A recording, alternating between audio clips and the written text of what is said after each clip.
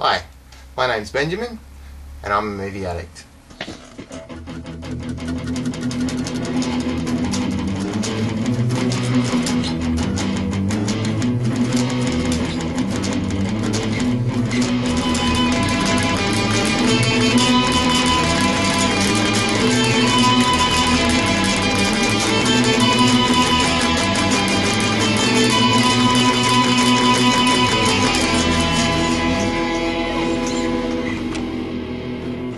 I'm turning 30 this year, and looking back at my childhood, there are only really a few memories that I can clearly recall.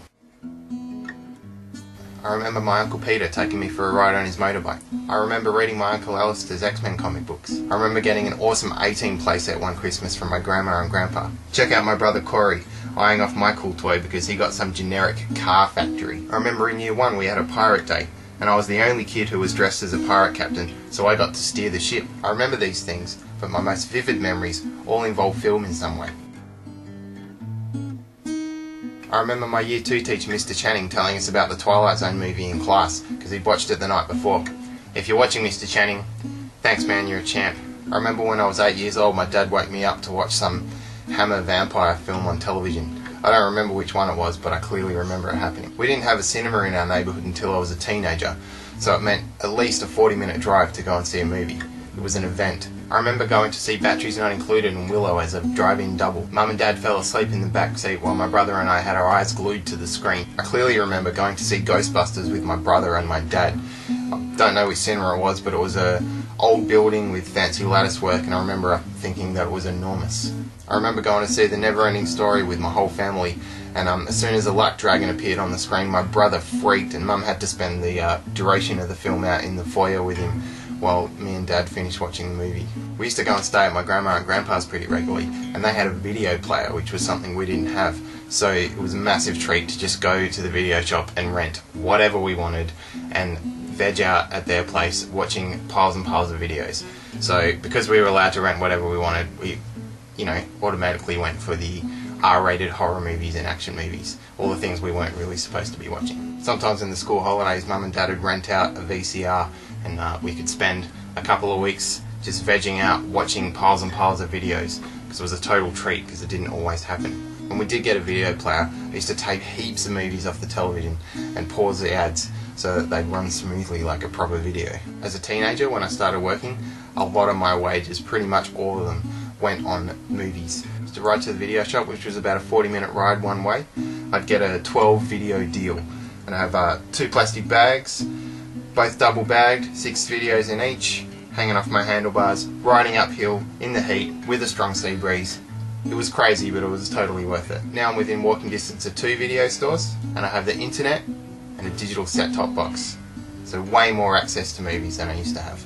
I sometimes take that for granted, but the undying love for film is still well and truly present. I've been through lots of phases too. As a kid I was very obsessed with Arnold Schwarzenegger films. As I got older I kind of went into directors, and David Lynch was the man. Eraserhead's still to this day my absolute favourite film. When I got older I saw The Hitcher in my early 20s, and I just got obsessed with C. Thomas Howell, and I used to rent and buy anything starring C. Thomas Howell, which meant I watched a bunch of crap, but I loved it. Apart from my wedding day, I've never really had any kind of massive celebrations for anything.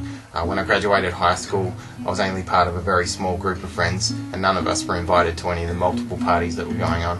So at the end of the day, we gave back our sachets and just went home. When the clock ticked over midnight on my 18th birthday, I was working in a recording studio. We went to have a hamburger and a milkshake at a place that was open all night at about 3 AM for a celebration, but very small. Now that I'm turning 30, I wanted to do something monumental, year-long, something that I could cherish, and I thought a great way to reminisce about the last 30 years was to do it through film. Coming up with a list of 52 movies was extremely difficult. I had massive long lists of 200 movies that I just had to cull back so that there'd only be one a week for a year. It was really hard. There's a lot of movies that I would love to have in this list, but they only just missed out. But who knows, maybe in another 30 years I'll do another list. I decided that one of the rules for this list was that all the films had to be released 1999 and before. That means no films that were made in the last 10 years have made the list. There's a reason for that.